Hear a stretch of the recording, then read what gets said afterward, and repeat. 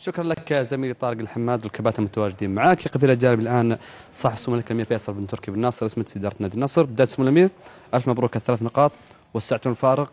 كثير من الضغط ذهب عن فريق نفسه سواء عن طريق الكاس او عن طريق الفارق النقطي.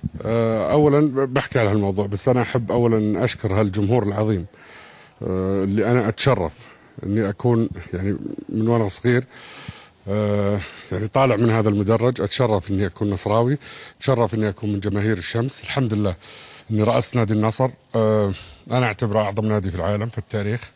اشكر هذا الجمهور العظيم يعني مليون مره صراحه اشكرهم.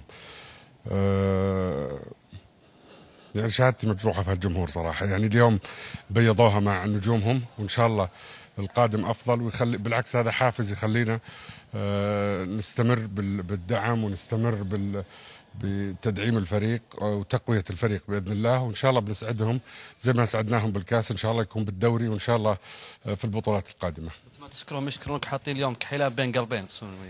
والله شوف، يعني الحب بيني وبين هالجمهور الحمد لله متبادل، واهم شيء ان نسعدهم، وهذا اللي نسعى له ان شاء الله. سمو الامير، السؤال اللي في البدايه، قل الضغط عليكم خصوصا توسيع فارق النقطي 9 نقاط. انا قلتها 20 مره، لن انظر وراي، سانظر امامي. عندي مباراه الاتفاق اهم مباراه الحين في الموسم، ان كان الفرق 9 ان كان الفرق 6. الى الان نقطيا ومنطقيا وحسابيا ما اخذت الدوري. لما اخذ الدوري ان شاء الله، انا زي ما قلت لك لما اخذ الدوري ما ارتاح لما يكون ختمنا الموضوع. لكن بالنسبه لي انا افكر قدامي. مباراه الاتفاق اليوم الحمد لله عدينا المباراه، دائما المباريات صعبه بعد النهائيات، لكن الحمد لله انه 3 نقاط الحمد لله. بس كل ما البعض لا يخفي انه يكون اكثر اريحيه لما يكون فرق نقطي سواء هلال او غيره يكون كبير الفرق النقطي، يعني ما تخاف يعني في المباراه الجايه، خصوصا انك مهما كنت طالب. هذه اذا ما تحدثنا عن المدرب كارينو كان يقول في المؤتمر الصحفي انه قل الضغط سواء من الكاس بطوله الكاس، التدوير صار يقللها قليل، يعني صار يكون انه بعد 9 نقاط يكون الضغط اقل عليكم، اكيد ترتاحون اكثر. ماني مرتاح الا الكاس عندنا في النادي. طيب سومي، نتكلم عن محمد السهلاوي، رايك في الهاتريك حق اليوم؟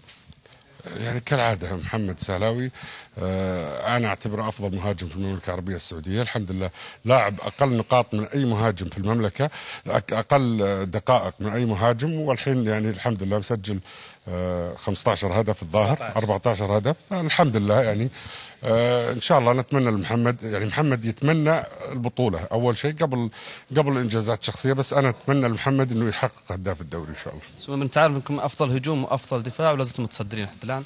الحمد لله هذا شيء طيب، يعني ان شاء الله نتاج عمل فيصل بن تركي نقدر نقول. لا، عمل الجميع، يعني عمل فيصل بن تركي، عمل الاداره، عمل الجهاز الفني، عمل الجماهير، عمل يعني عمل جماعي الحمد لله. وانا اشكر مجلس الجماهير صراحه على هالجماليه اللي تظهر كل مره في مدرج نادي النصر، وان شاء الله القادم افضل باذن الله. شكرا لك سمو الامير. شكرا لك. كان لقاء